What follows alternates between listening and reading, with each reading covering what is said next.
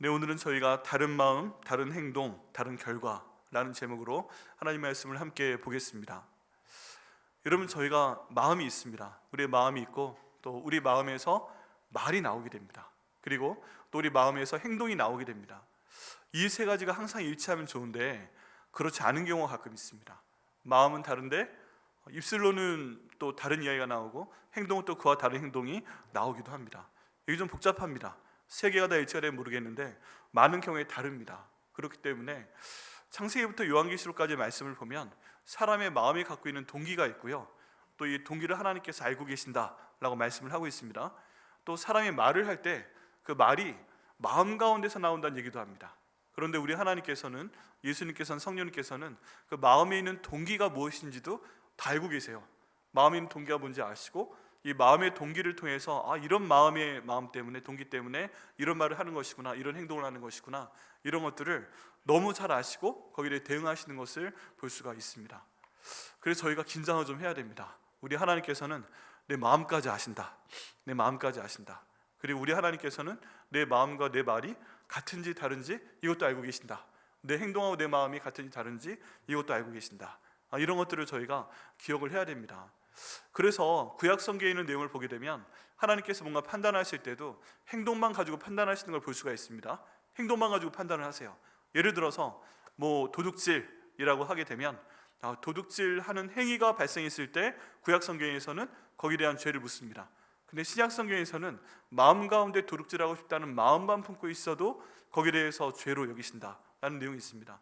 보다 정확한 표현으로는 예수님께서 구약에는 간음하지 말라고 했는데 간음할 생각을 갖고 있었으면 거기에 대한 특별한 언급은 없습니다. 근데 신약에서는 지나가는 여인을 보고서 나쁜 마음만 품어도 이미 그 일을 한 것이다 라고 예수님께서 말씀을 하십니다. 그래서 윤리적인 기준이 구약에서보다 신약에 더 강조가 되는 걸 볼 수 있고요, 결국에 우리가 나중에 하나님 앞에 갔을 때 우리의 마음먹은 생각까지도 다 주님의 생명책에 써 있고 이게 우리에게 상을 주시고 이게 우리에게 벌을 주시는 기준이 되는구나 하는 것을 알 수가 있습니다. 오늘 본문의 내용을 보게 되면 두 사람의 주인공이 크게 나오게 됩니다. 한 명은 바리새인이 있고요, 또 한 명은 죄를 지은 여인에 대한 내용이 나옵니다. 그런데 오늘 말씀의 제목대로 이 두 사람이 서로 다른 마음을 갖고 있고요, 그리고 다른 행동을 하고 있고요, 거기에 따라서 다른 결과를 맞이하고 있는 것을 저희가 보게 됩니다. 이런 말씀을 볼 때 저희는 옛날에 예수님 주신 말씀이다 라고 생각하는 것으로 끝내는 것이 아니라 나는 그럼 이 두 명의 주인공이 있는데 한 명은 여기 있는 바리새인이고 또 한 명은 이 죄가 많은 여인인데 어느 쪽에 속해 있나, 어느 쪽이 좀 더 가깝나, 이걸 보고서 이 말씀에 따르면 이런 내용이니까 하나님 저를 어떻게 인도하여 주옵소서 하는 것을 저희가 발견하고 기도하고 저희 삶 가운데 적용하는 것이 반드시 필요합니다. 흘러가는 말씀이 아니라 나의 삶의 변화가 있는 그런 말씀이 정말 되어야만 됩니다. 자, 그러면 우리가 바리새인에 대한 내용부터 한번 보겠습니다. 36절에 보면 한 바리새인이 나옵니다. 여러분, 성경에 바리새인이 꽤 많이 나옵니다. 그런데 이 바리새인들이 우리가 갖고 있는 선입견으로는 별로 좋은 이미지가 아닌 것 같아요. 근데 사실 바리새인들은 굉장히 좋은 사람들입니다. 엄청나게 좋은 사람들입니다. 왜 그러냐 하면은 이 사람들은 태어나서부터 바리새인으로 태어납니다.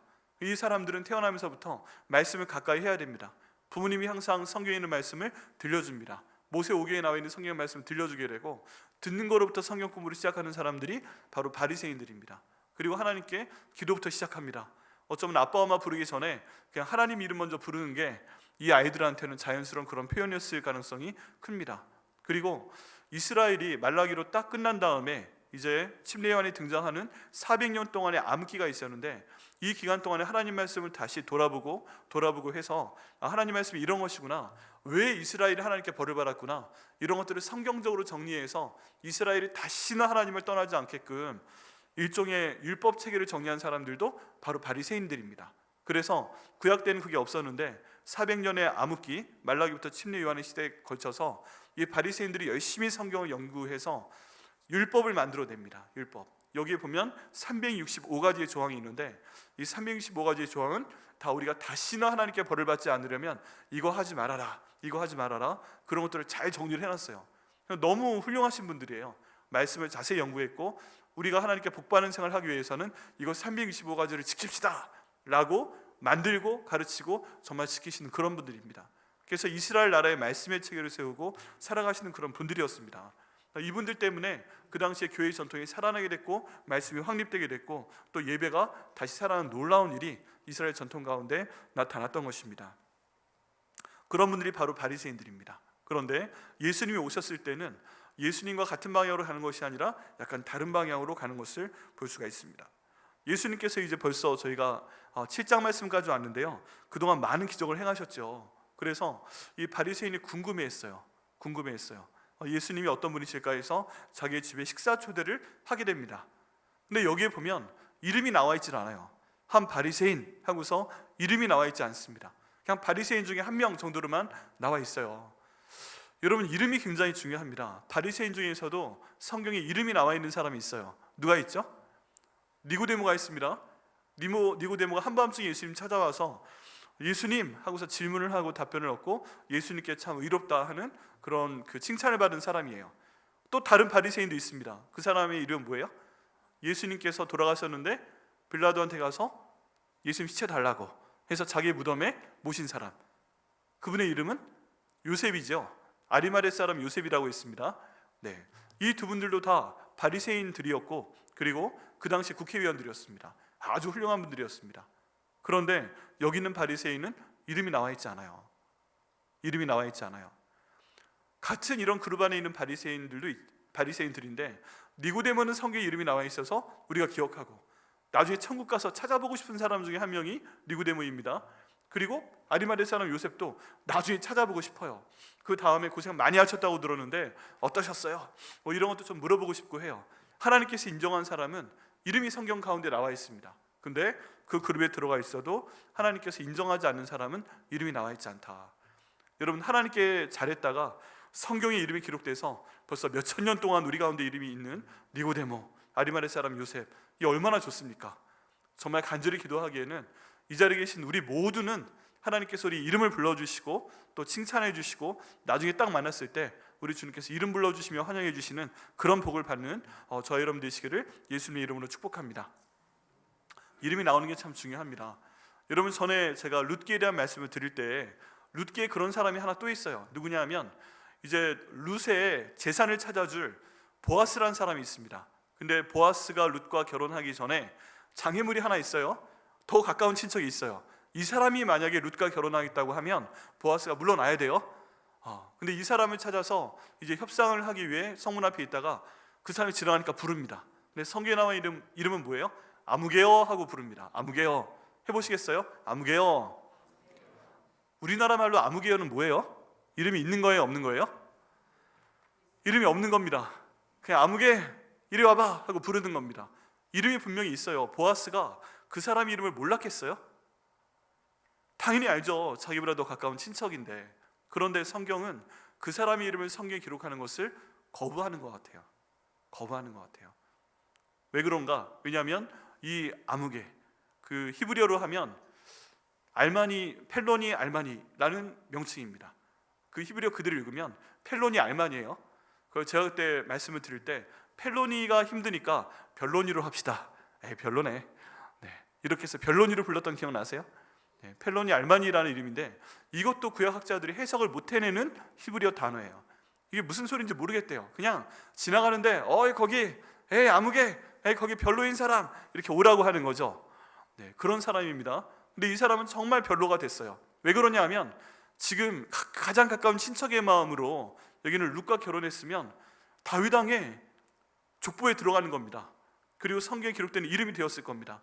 아마 만약에 선한 마음으로 내가 여기 있는 룻을 살려내겠다, 엘리멜렉의 가정에 그 땅을 다시 한번 내가 돌려주겠다, 이런 선한 마음을 가졌으면 보아스 대신에 이 사람 이름이 들어갔고 이 사람 이름은 우리가 영원히 기록하는 이름이 되었고 나중에 우리가 천국 갔을 때 만나고 싶은 이름 가운데 하나가 되었을 것입니다. 근데 하나님의 일을 생각하기보다 자기의 유익을 생각하고 이 내용을 내려놓으니까 보아스의 이름이 등장이 되고 이 사람의 이름은 별로네 하고 옆으로 치워지는 이름이 됩니다. 여러분, 이런 것들을 보게 되면요, 우리가 복받을 수 있는 기회가 있어요. 복을 받을 수 있는 장소가 있어요. 하나님이 일단 주시는 거예요. 방금 말씀드렸던 그 아무개, 펠로니 알마니도 성경에 분명히 다윗의 조상으로 나올 수 있는 기회가 있었어요. 근데 본인이 저버린 거예요. 이것 좀 알려주지. 내 알았으면 안 그랬지. 하나님 그거 말씀 안 하시죠. 말씀 안 하시죠. 그런데 하나님을 경외하는 마음, 선한 마음으로 이것을 했을 때 보아스의 이름은 성경에 기록이 되어서 다윗 왕가의 조상이 되었고, 여기는 변론이 이 사람은 사라져 버렸고, 또 하나님께서 기뻐하시는 같은 바리새인 그룹 중에 니고데모, 아리마대 사람 요셉은 똑같은 내용으로 교육받았어도 성경에 기록돼서 칭찬받는 사람이 되었고, 여기는 한 바리새인은 이름도 나오지 못한 채, 제대로 적어지지 못한 채 그냥 한 바리새인으로 지나가게 되는 것을 볼 수가 있습니다. 여러분, 그래서 저희가 삶 가운데 영적인 목표가 좀 있어야 됩니다. 하나님께 제 이름을 좀 알아주시면 좋겠습니다. 하나님, 제 이름이 좀 기억됐으면 좋겠습니다. 저 나중에 천국에 가면 제 이름 불러주시면서 좀 환영해 주시는 그런 제 이름이 됐으면 좋겠습니다. 네, 이런 기도 드리시고 또 정말 하나님께서 이름을 불러주시며 반갑게 맞이해 주시는 그런 저 여러분 되시기를 예수님의 이름으로 축복합니다. 영 거룩한 소망입니다. 거룩한 기도입니다. 근데 안타깝게도 여기는 한 바리새인은 그 이름이 제대로 나오지 않고 있습니다. 자, 여기 보면 이 사람이 근데 어쨌든 예수님을 초대합니다. 식사 초대를 하게 됩니다. 그래서 예수님께서 그 바리새인의 집에 들어가 앉으십니다. 예수님께서 그 식사 초대에 응하셨어요. 여기까지입니다. 일단 바리새인이 이런 사람이고 이 사람 이름은 나오지 않고 식사 초대를 받으셨어요. 네, 그렇게 바리새인이 등장합니다. 또 다른 주인공이 37절 말씀에 등장을 하게 됩니다. 그 동네에 죄를 지은 한 여자가 있어. 야, 이거 참 심각합니다. 아까는 한 바리새인으로 나와서 무난했어요. 그냥 오케이, 한 바리새인이 나왔어. 근데 그 다음에 등장하는 주인공은 그 동네에 죄를 지은 한 여자예요. 그 동네에 죄를 지었대요. 야, 이게 표현이 좀 끔찍하지 않으세요? 네, 그 마을에 죄를 짓고 있는 한 여자가 있어요. 그러면 그 마을에 있는 사람들은 이 여자가 어떤 사람인지 아는 거예요. 근데 죄를 지었다라고 사용되는 이 죄라는 표현이 도덕적인 죄를 의미하는 것입니다. 그래서 성경 가운데 사용된 이 죄라는 헬라어 표현은 주로 음란한 것을 얘기합니다. 다른 말로 하면 이 여자는 아마 창녀였을 가능성이 굉장히 큽니다. 여러분, 예전에 그 이스라엘 나라에서 마을이 있을 때 그 마을이 많이 크지 않아요. 많이 살아봐야 몇백 명 정도 삽니다. 예루살렘 이런 데 빼고는요. 근데 지금 작은 마을에 들어가셨는데 그 마을 가운데 죄를 지은 여자가 있다고 하는데 하필이면 이 헬라어 단어를 사용을 했다. 그러면 이 여자는 지금 창녀였던 것입니다. 그럴 가능성이 굉장히 커요. 그런 여자가 있어서 지금 등장하는 겁니다. 야, 만만치가 않습니다. 바로 전 구절에는 깨끗함의 상징인, 말씀의 상징인 바리새인이 나왔는데 그 다음 구절에 바로 이 죄를 지은 창녀 한 여자가 나와서 말씀이 갑자기 긴장 상태로 확 들어가게 됩니다. 근데 예수께서 바리새인의 집에 앉아 계심을 알고 향유 담은 옥합을 가지고 왔다라고 얘기하고 있습니다. 여러분, 지금 이게요, 엄청난 일이 벌어지는 겁니다. 예수님께서 바리새인의 집에 들어가서 식사 초대를 받아서 앉아있다. 근데 지금 이 여인은 그냥 자기 집에만 있어도 사람들한테 욕을 먹는 죄인이잖아요. 근데 지금 이 여인이 그 예수님이 만나고 싶은 거예요. 자기도 예수님 소문을 들었던 거예요. 그래서 어떻게든 예수님 만나보고 싶은데 하필이면 누구네 집에 앉아있는 거예요? 바리새인의 집에 앉아있는 거예요. 그 마을 가운데서 이 여자가 창녀라고 제일 많이 율법으로 정죄하고 판단할 사람이 어떤 그룹이에요? 바리새인의 그룹인 거죠.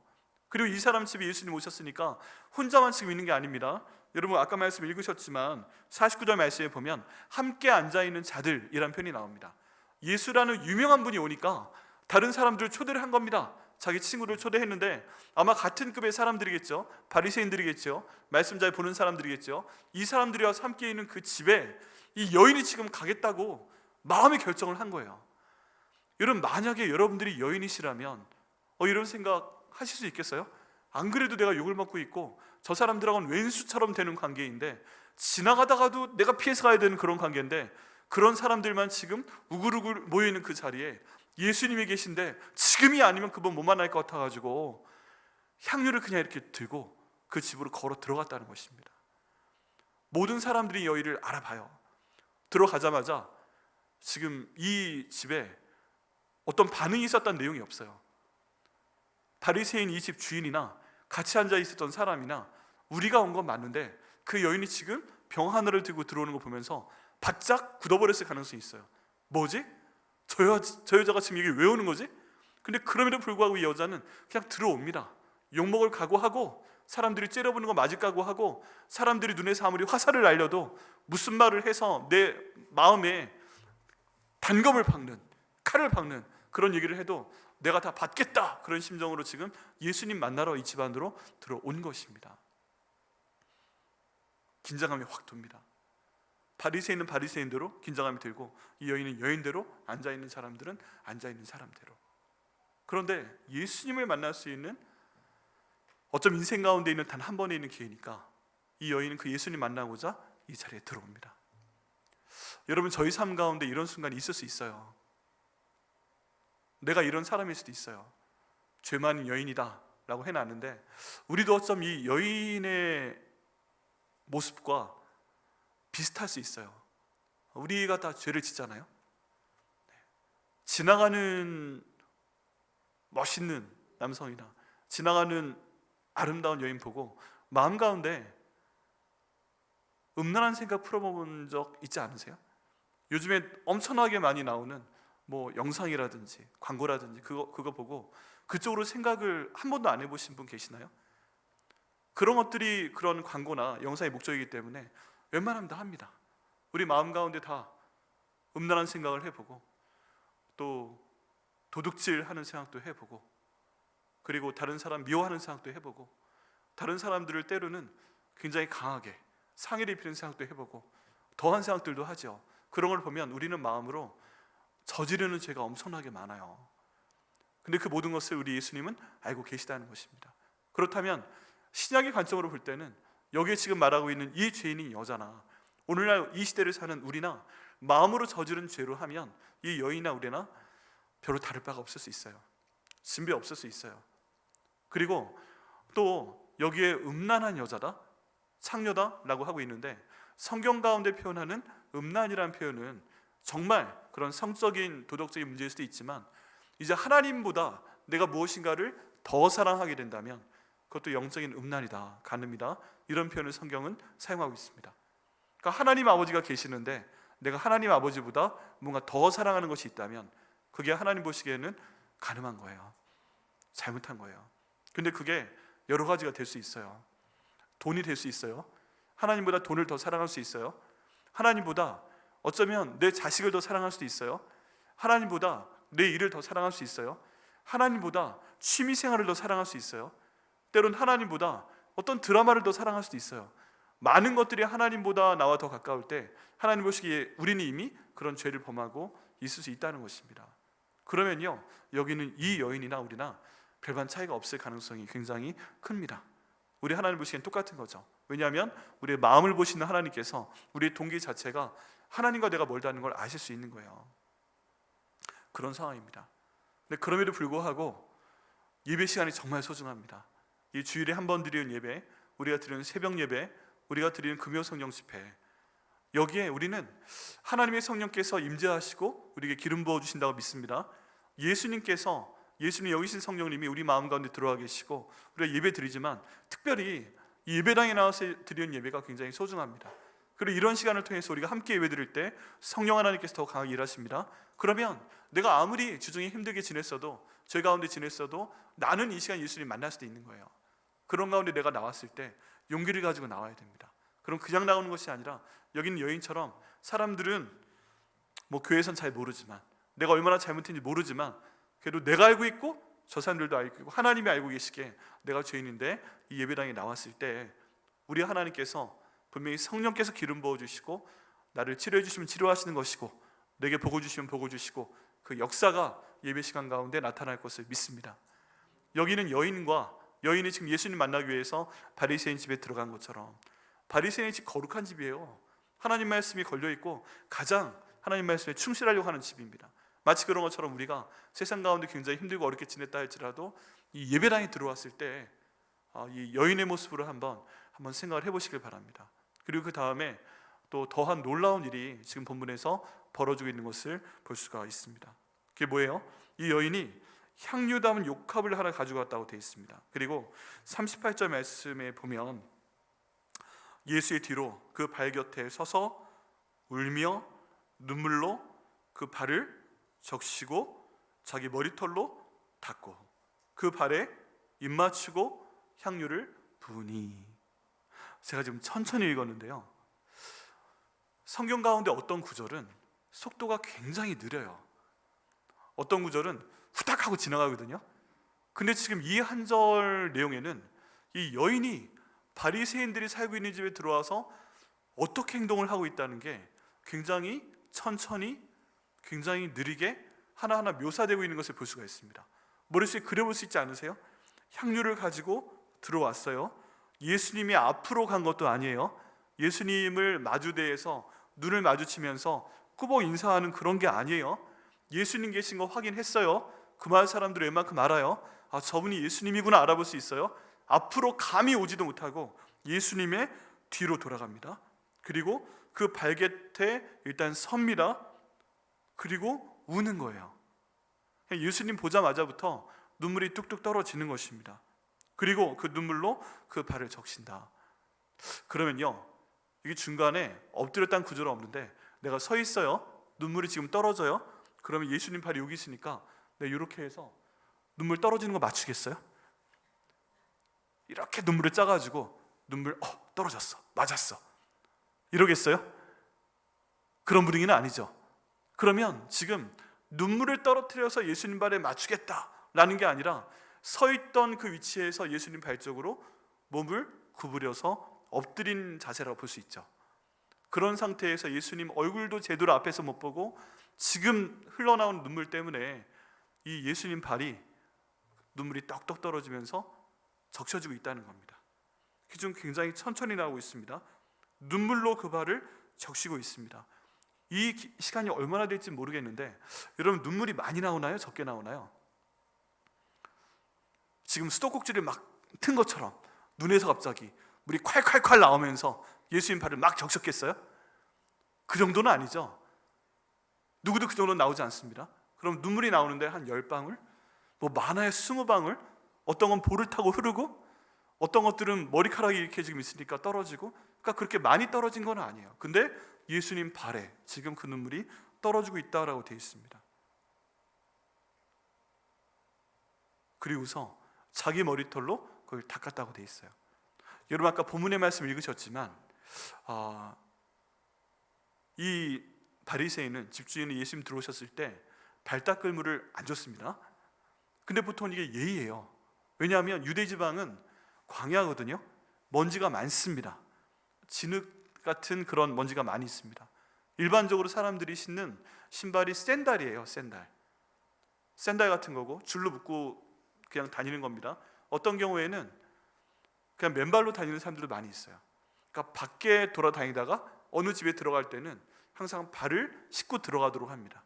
손님이 왔을 때도 발 씻을 물을 줍니다. 근데 지금 이 바리새인은 놀랍게도 예수님 발 씻을 물을 드렸어요? 안 드렸어요? 안 드렸어요. 그러면 예수님 발이 지금 깨끗할까요? 더러울까요? 아무리 좋게 봐줘도 더러울 거예요.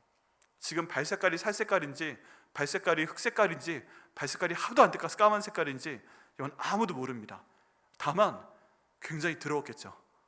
흙이 묻어있겠죠. 냄새도 아마 장난 아니었을 가능성이 큽니다. 그러면 거기다가 눈물을, 사람의 눈물을 너무 슬퍼서 눈물 많이 잡아서 한 20방울씩 떨어뜨렸다고 봐요.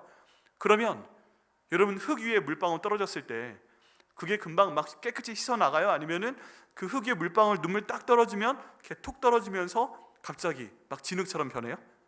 진흙처럼 변하겠죠. 그거 깨끗해 보여요? 아니면 좀 더러워 보여요? 더러워 보이겠죠. 그런 상태에서 눈물을 떨어뜨렸는데 그 다음 단계가, 여러분 그 예나 지금이나 여성들의 긴 머리는 아름다움의 상징이고 이 머리를 아름답게 가꾸기 노력을 하잖아요. 그리고 이 여인이 정말 창녀였다고 하면 사람들에게 아름답게 보이기 위해서 굉장히 신경 쓰는 부위 중에 하나가 머리일 겁니다. 근데 그 머리를 풀어헤치고 지금 예수님 발에 눈물 한 20방울 떨어뜨린 다음에 이걸 자기의 머리카락으로 풀어서 닦고 있다는 겁니다. 닦고 있어요. 그러면 그냥 물에 푹 담갔다가 딱 꺼내서 깨끗한 발을 닦는 것도 아니고 지금 그 발을 닦고 있을 때는 지금 이 여자가 닦아내는 것은 예수님 발에 있는 모래겠죠. 흙이겠죠. 그러면 진흙이 그 머리에 묻고 있는 거겠죠.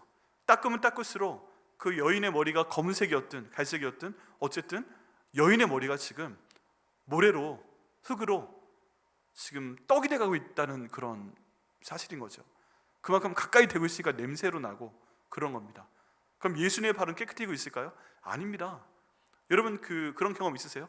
밖에 전 할아버지 농사 지으셔서 논을 가끔 다녀온 적이 있는데 거기에 물 좀 떨어뜨리고 이렇게 손으로 밀다 보면 가끔 때도 나옵니다. 할렐루야. 네. 진흙을 닦아내야 되는데 이게 쉽게 닦아지지 않아요. 발톱 사이에도 계속 모래가 껴있고요. 이거 만약에 닦아내려면 엄청난 힘이 필요합니다. 근데 그런 상태에서 눈물 좀 떨어뜨리고 머리카락으로 하게 되면 깨끗이 닦아지는 것도 아닌데 머리는 되게 지저분해지는 거예요. 근데 지금 이 여인이 그 어려운 일을 하고 있다는 것입니다. 그 다음 또 놀라운 일이 그 발에 입을 맞춥니다. 입을 맞춰요. 여러분 여기까지 됐을 때 지금 상상이 되시죠? 여러분의 사랑을 한번 확인을 해보겠습니다. 내가 아내이고 내게 긴 머리가 있는데 우리 남편이 하루 동안 열심히 밖에 나가서 일을 하고 돌아왔는데 내 남편을 너무 사랑하는 마음으로 내가 머리를 길렀는데 여보 수고 많았어 하고 신발을 벗기고 양말을 벗기고 거기에 내 눈물을 떨어뜨리고 그 발을 자기 머리로 닦아주실 그런 귀한 아내분들 계십니까? 계시면 손 들어보세요. 난 해줄 수 있다. 여기는 예수님 발보다는 내 남편의 발이 깨끗하다. 야, 이 자리에 남편이 없으신 지금 출장 가셨기 때문에 안 계신 한 분만 손을 드시고 다른 분들은 안 드시는 건가요? 아니 내 남편이 일하는 게 우습습니까? 여기에서 지금 예수님도 그런데 지금 평생 동안 나와 함께 살아주고 있고 열심히 일하고 있는 내 남편을 위해서 신발 벗겨주고 양말 벗겨주고 그거 내 머리카락으로 한번 못 하시겠어요? 너무 고생했다고 막 남편의 눈도 못 맞추고 발을 감싸 안고 눈물을 흘려가지고 적신 다음에 내 머리카락으로 내가 한 번만 해보겠다. 그럼 오늘 저녁에 한번 해보겠습니다 하시는 분 아무도 안 계세요? 아니, 기회를 드는데도 못 하시겠어요? 예수님 발보다 깨끗하다니까요? 안 되시는구나. 네. 다 왜 그런 걸 저한테 말하냐고 지금 째려보시는 것 같아요. 네. 네. 제 눈이 많이 안 좋아져가지고 지금 한 분 한 분의 표정을 다 확인할 수는 없는데 네. 하여간 째려보시는 느낌이 막 들고 있습니다. 자, 그렇다면 그 다음 거 어떠세요? 내가 머리카락으로 발 씻어주는 것까지는 진짜 못하겠다. 그런데 내 남편의 발에 내가 입은 맞춰줄 수 있다. 딱 하고 뽀뽀해 주는 거죠. 오, 몇 분 계시네요. 내 남편의 발에 입은 맞출 수 있다. 여러분 너무 수고했어. 네. 이것도 별로 없으시네요. 네. 그냥 한번 해주세요. 도저히 안 되시겠어요? 네. 전 이 구절 보면서 이 참 대단하다. 근데 저 같으면 순서를 좀 바꾸고 싶다. 네. 입 맞추고 그 다음에 향유까지 부었다고 되어 있습니다. 이거는 하시겠죠? 아, 나한테 아주 비싼 향수 같은 게 있는데 그거는 남편 발에 부어주겠다. 그 정도는 내가 부어준다. 향수가 너무 아까우세요. 네 장면이요 지금 기가 막힌 겁니다. 근데 마지막에서 전 하나는 바꾸고 싶더라고요. 여기 보면 그 발에 입 맞춘 거 다음에 향유를 부었잖아요. 지금 막 물로 닦아주는 것도 아니고 아직 더러운데 그런 발을 닦아주고 있다면 이왕 쓸 거면 향유를 먼저 부은 다음에 좀 이렇게 닦아낸 다음에 냄새나는 발이 아닌 향유의 냄새가 나오는 그 발에 입을 맞추는 건 괜찮겠다. 그런 생각이 좀 드네요. 저는 굳이 더러운 그 발에 입을 먼저 맞추고 향유를 붓는 것보다 향유 먼저 부은 다음에 입 맞추는 거 그게 훨씬 낫겠죠. 별로 감흥이 없으시군요. 난 절대 안 한다. 근데 우리 남편분들은 만약에 아내가 이래줬다 그럼 어떻게 하시겠어요? 감동이죠. 그냥 이야 막 뭐라고 말로 표현할 수 없겠죠. 어쨌든 우리 교회 성도들의 집에서는 결코 벌어질 수 없는 일이 지금 이 관계 가운데 벌어졌습니다. 이게 지금 이 여인이 드리고 있는 감사와 사랑의 표현입니다. 예수님께 대한 한 동작이 너무 느립니다. 천천히 지금 예수님께 이 마음을 표현하고 있습니다. 감동이죠. 여러분 저희가 만약에 아까 말씀드린 대로 이렇게 죄가 많은 사람이라면 예수님께 우리의 마음을 다하고 목숨을 다하고 뜻을 다하고 힘을 다해서 나오는 것이 필요합니다. 우리 중 누구도 우리의 가진 믿음으로는 우리의 가진 행실로는 예수님께 칭찬받을 만한 사람이 없습니다. 그렇다면 죄인인 내가 예수님께 나와서 칭찬을 받고 싶고 그 뒤의 결과로 구원까지 받고 싶을 때는 예수님께 이런 마음으로 찾아가고 이런 행동을 하는 것이 필요한 것을 믿습니다. 비록 내 가족에게는 내 남편에게는 다른 사람에게 못해도 예수님 내 앞에 계시다면 내가 그 앞에서 눈물을 흘리고 무릎을 꿇고 내 눈물을 그 발에 흘리고 내 머리카락으로 그 발을 닦아내고 그 발에 나의 주인이십니다 입 맞추고 내게 가진 가장 중요한 것을 부으면서 내 사랑을 고백하고 다시는 죄된 인생 살지 않겠다고 고백하는 예배를 드리시고 또 예수님의 구원을 받으시는 저 여러분 되시기를 예수님의 이름으로 축원합니다. 이게 향유 있잖아요. 향유. 이게 정말 귀중한 건데 이 여인의 직업이 몸을 파는 일이잖아요. 그때 가장 중요한 도구 가운데 하나가 향유라고 합니다. 왜냐하면 예쁘게 보여야 되잖아요. 좋은 향내가 나야 되잖아요. 그래서 창녀들이 가지고 있는 필수품 가운데 하나가 향유예요. 그것도 비싼 거, 싼 거 말고. 그러면 이 향유를 지금 예수님 발에 부어드렸다 뜻은 내가 예수님께 나와서 이렇게 했으니까 다시는 내가 그 일을 하지 않겠다는 결단인 것입니다. 여러분, 회개라는 표현은요, 앞으로 가다가 죄된 길을 가다가 딱 멈춘 걸로 끝나는 게 아니에요. 돌아서 그 길을 다시 안 가는 반대 방향으로 가겠다는 것입니다. 이 여인은 지금 내가 예수님 만났으니까 더 이상 죄악된 인생 살지 않겠습니다. 더 이상 창녀로서 살지 않겠습니다. 그리고 이걸 다시 할 수 있는 유혹이 될 만한 내 향유를 다 쏟아 부어드리겠습니다. 예수님, 저 이제 그렇게 더 이상 안 살게요. 그런 마음 갖지 않고 그런 말 하지 않고 그렇게 내 몸을 함부로 하지 않을게요. 그걸 결단하는 마음으로 향유를 예수님께 부어버리고 결단하는 그런 모습입니다. 여러분, 예수님께 나올 때 우리가 죄된 모습으로 갔다가 돌아와서 내일 또 그 죄를 범하겠다는 게 아니라 예수님이 나를 만나 주셨고 나 용서하신다면 내가 다시는 그런 생각하지 않겠습니다. 내가 다시는 그런 행동하지 않겠습니다. 내가 다시는 그런 말 하지 않겠습니다 라고 결단하고 딱 끊어버리고 주님 기뻐하시는 방향으로 살겠습니다 라고 돌아오는 것이 진정한 회개입니다. 그런데 이 여인이 그걸 지금 하고 있다는 것입니다. 여러분, 우리 가운데 이 여인처럼 내가 죄인이야 그런 생각 하시는 분 계십니까? 그러면 이 향유를 붓기 전까지의 단계, 이런 예배의 단계를 하나하나 거치시면서 예수님께 정말 예배드리시고 인정을 받으시는 저 여러분 되시기를 예수님의 이름으로 축복합니다.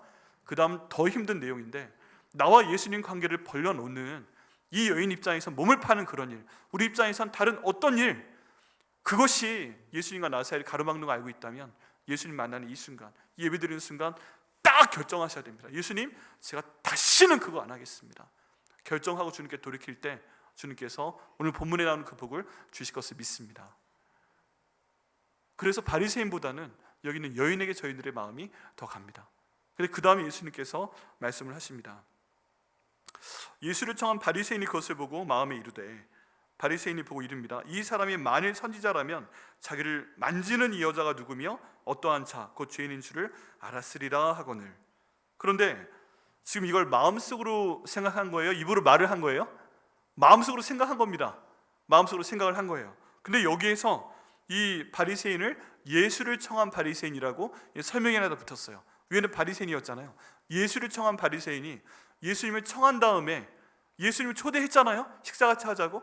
근데 예수님에 대해 존경하는 마음, 예수님을 사랑하는 마음, 뭐 그런 마음이 아니라 지금 마음 가운데 이 사람이 만일 선지자라면 하고 의심하는 마음이 있고, 알아봤을 거야 하고 의심하는 마음이 두 개 다 있습니다. 의심하고 비판하는 그런 마음이죠. 그리고 여기 보면 여러분 한 절 한 절이 굉장히 묘하게 이렇게 연결되어 있습니다. 자기를 만지는 이 여자가, 자기를 만지는 이 여자. 여러분, 지금도 뭐 만만치 않지만 예전에 유대에서 여자가 남자를 만지는 거, 이거는 금기시되는 그런 내용이었어요. 그런데 이 여자가 들어와서 예수님 팔을 만지고 있잖아요. 그러면 지금 이 여자가 만졌던 남자들은 그동안 어떤 사람들이에요? 이 여자와 관계를 가졌던 남자들이죠. 그러면 지금 이 여자가 예수님 만지고 있는데 만약에 예수님이 그걸 그냥 허용을 한다면 그 남자들이랑 똑같은 거다, 이런 게 있고요. 만약에 예수님이 선지자라면 이 여자가 누구인지 알아보고 만지지 마 해야 되는데 지금 그것도 안 하고 있다는 거죠. 그러면 예수님은 지금 이 사람이 여자가 자기를 만지게 하건 만지지 못하게 하건 어떤 방향으로 해도 비난을 받을 수밖에 없는 그런 상황인 것입니다. 좋은 마음이 아닌 거죠. 초청을 했는데 예수님 예배하거나 그런 마음이 아닌 거예요. 그런 상황 가운데 그런 말을 마음으로 했습니다. 근데 40절 말씀에 기가 막힌 표현이 나옵니다. 예수께서 대답하여 이르시되, 지금 마음으로 생각한 거잖아요. 근데 예수님이 대답했다는 표현이 있어요. 여기는 바리새인은 마음으로 생각했을 뿐인데 그 마음의 대답을 해서 이런 말씀을 하십니다. 이르시되, 시몬아, 내가 네게 이를 말이 있다 하니 그가 이르되, 선생님 말씀하소서 라고 이제 대화를 시작합니다. 근데 예수님께서 비유를 하시죠. 이르시되 빚주는 사람에게 빚진 자가 둘이 있어 하나는 500데나리온을 졌고 하나는 50데나리온을 졌음에 갚을 것이 없으므로 둘 다 탕감하여 주었는데 둘 중에 누가 그를 더 사랑하겠느냐. 여러분, 여기 있는 한 데나리온은 로마 시대의 은화인데요, 그 일반적인 노동자가 하루 일하고 나서 받는 금액이에요. 그냥 간단하게 10만 원이라고 하죠. 그럼 50데나리온은 얼마예요? 50데나리온 500만 원 정도 되죠. 네, 500데나리온은 얼마 정도 돼요? 5천만 원이죠. 근데 이 빚을 다 안 갚아도 돼 라고 얘기해 줬는데 500만 원 탕감받은 사람보다는 5천만 원 탕감받은 사람이 훨씬 감사하겠죠. 지금 그런 얘기를 합니다. 물어봅니다. 누가 더 빚을 탕감해 준 사람을 사랑했어? 그러니까 여기 있는 시몬이 대답합니다. 5천만 원 탕감받은 사람이죠. 네가 맞았어. 너무 산수 같은 얘기를 지금 표현하고 있습니다. 그런데 그 내용을 가지고 예수님께서 이 사람을 혼내십니다. 44절에 그 여자를 돌아보시며 시몬에게 이르시되 이 여자를 보느냐? 내가 내 집에 들어올 때 너는 내게 발 씻을 물도 주지 아니하였으되 이 여자는 눈물로 내 발을 적시고 그 머리털도 닦았으며 너는 내게 입맞추지 아니하였으되 그는 내가 들어올 때 내 발에 때부터 내 발에 입맞추기를 그치지 아니하였으며 너는 내 머리에 감람유를 붓지 아니하였으되 그는 향유로 내 발에 부었느니라. 지금 여기 보면요, 예수님께서 넌 이거 안 했잖아, 넌 이거 안 했잖아, 넌 이거 안 했잖아, 이 말씀만 하시죠. 뭐 안 했다고요? 발 씻은 물도 넌 안 줬지? 너 나한테 입맞추지 않았지? 환영하지 않았지? 너 나한테 감람유도 붓지 않았지? 향유는 바라지도 않아. 감람유와 향유는 가격 차이가 많이 나죠. 너 이거 안 했잖아. 근데 지금 여인은 다 했어. 어떻게 할 거야? 지금 바리새인 입장에서는 손님을 초청했잖아요. 그럼 이거 해야 되는 거예요? 안 해야 되는 거예요? 해야 되는 거예요. 손님 초청했으니까 어서 오십시오 하고 당연히 발 씻어 드려야 되는 거고, 당연히 입 맞추고 환영을 해야 되는 것이고, 당연히 몸에 얼마나 더우세요? 감람유 뿌려 드려야 되는 것인데 이 사람은 지금 아무것도 안 했다는 것입니다. 거기에 다른 초대한 손님들까지 있는데, 그러면 지금 이 바리새인은요, 예수님을 손님으로 모신 다음에 정말 손님보다 못하게 대접을 했다는 것이죠. 손님보다 못하게. 그런데 이 집에 객으로 들어와 있고 어쩜 이 집에서 금방 쫓겨날지도 모르는 이 여인은 예수님께서 들어오실 때부터 그분의 발을 자기의 눈물로 씻겼고 머리털로 닦았고, 그리고 계속 입을 맞추고, 그것도 발입을 맞추고, 그리고 자기의 생계수단인 향유를 부어서 자기를 예배하고 있다라고 대조를 하고 계십니다. 마음의 동기가 이 바리새인은 시험해보는 것이었고 한번 알아보는 것이었는데, 이 여인은 예수님을 마음 깊은 곳에서부터 믿고 사랑하고 거기다 예배를 드리는 모습을 볼 수가 있습니다. 예수님께서 이걸 다 알고 계시는 거예요. 너는 이거 안 했는데 얘는 이거 했잖아. 그러면 너는 바리새인이라는 말씀도 보고 큰절을 치지 않고 살아와서 너는 나한테 500만 원 정도 빚진 사람인데 이 여인은 몸도 팔고 이렇기 때문에 5천만 원 정도 지은 그런 빚을 지은 죄인과 같아. 근데 만약에 죄를 사해주면 네가 나를 더 사랑했어? 얘가 나를 더 사랑했어? 바리새인이 자기 입으로 말합니다. 이 여인이죠. 5천만 원 한 사람이죠. 맞다. 여러분, 지금 이게 예수님의 본문에 있는 판단이고, 이 판단은 나중에 천국 가기 전에 예수님 최후 심판 가운데 있을 때 저희를 똑같은 말씀을 하신 겁니다. 예를 들어 내가 모태신앙으로, 내가 우리가 어떤 직분자로, 내가 목사로 이렇게 살아가고 있는데 너는 나를 손님으로만 초대했구나. 너 예배드리러 온다고 하는데 너 그냥 나를 손님으로만 생각하는구나. 네 어렸을 때부터 나를 믿는다 하지만, 어렸을 때 믿었겠지만 어느 순간부터 그냥 형식적으로 말씀 읽고, 그냥 형식적으로 기도하고, 형식적으로 봉사하고, 형식적으로 교회 오랫동안 있고, 그런데 그 모든 상황 가운데 내 삶에 나는 주인이 아니라 손님만도 못하구나. 여러분, 만약에 이런 말씀을 우리 예수님께서 내게 하시면 어떻게 하시겠어요?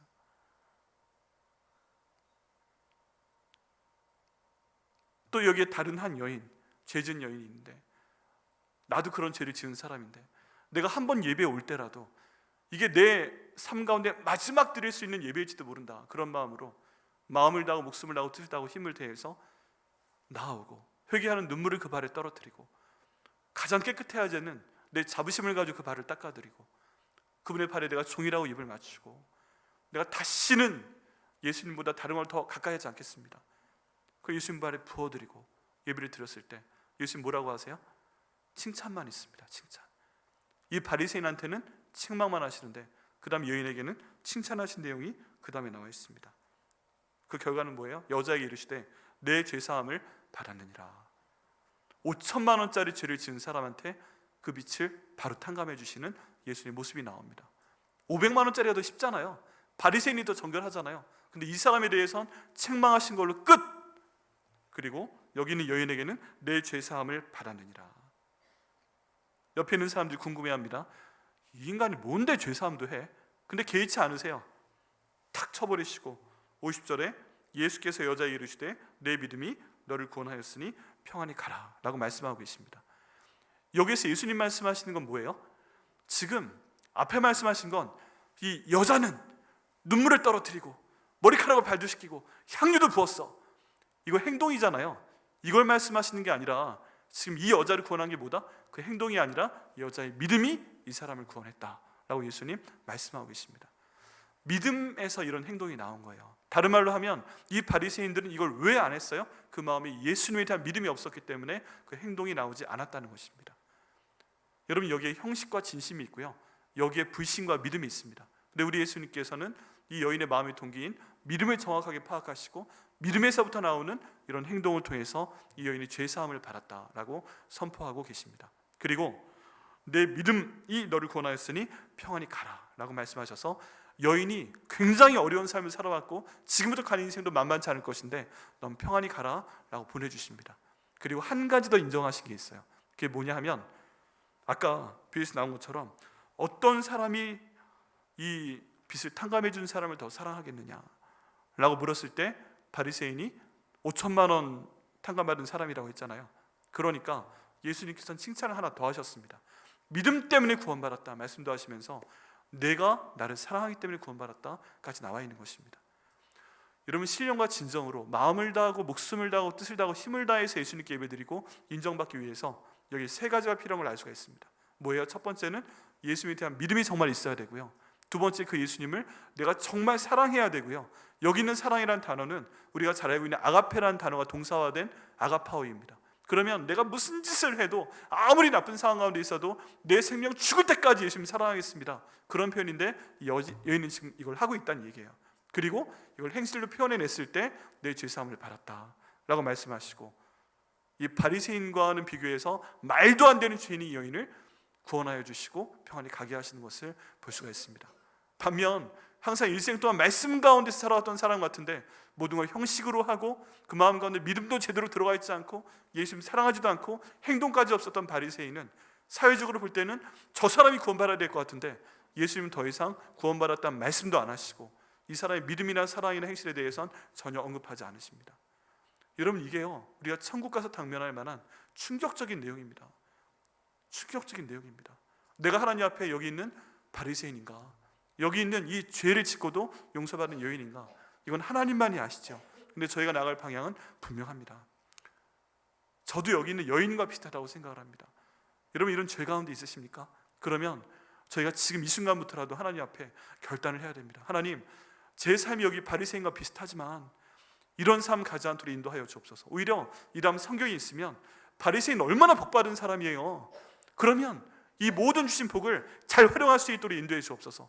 이왕 말씀 봐야 되는 거 마음을 다해서 볼 수 있도록 인도하시고, 그리고 믿을 수 있도록 인도하시고, 예수님 사랑할 수 있도록 인도하시고, 지금 나는 그럴 수 있으니까 더 예수님께 순종하는 그런 바리새인 돼서 니고데모처럼 아리마르 사람 요셉처럼 인정받는 바리새인 될 수 있도록 인도하여 주시옵소서. 기도하시고 결단하시고 그렇게 상 받으시는 이 자리에 계신 여기 있는 바리새인과 같은 좋은 신앙 환경 가운데 성장하신 여러분 되시기를 예수님의 이름으로 축원합니다. 만약에 이런 죄인과 같은 분이 계시다면 늦지 않았습니다. 늦지 않았습니다. 결단하셔서 예수님 제가 진정으로 믿겠습니다. 예수님께 나를 위해 죽으시고 부활하시고 주님 되신 거 내가 마음으로 믿겠습니다. 예수님 그런 예수님 너무너무 사랑하겠습니다. 그리고 제 삶 가운데 여기 있는 예수님 바라보고 눈물 흘리고 예수님의 발에 입맞추고 세상으로 나를 부르는 거 내가 딱 깨버리고 주님 나라를 위해 살겠습니다. 결단하셔서 예수님께 내 죄사함을 받았느니라, 평안히 가라, 이 복을 받으시고 정말 상 받으시는 저 여러분 되시기를 예수님의 이름으로 축원합니다.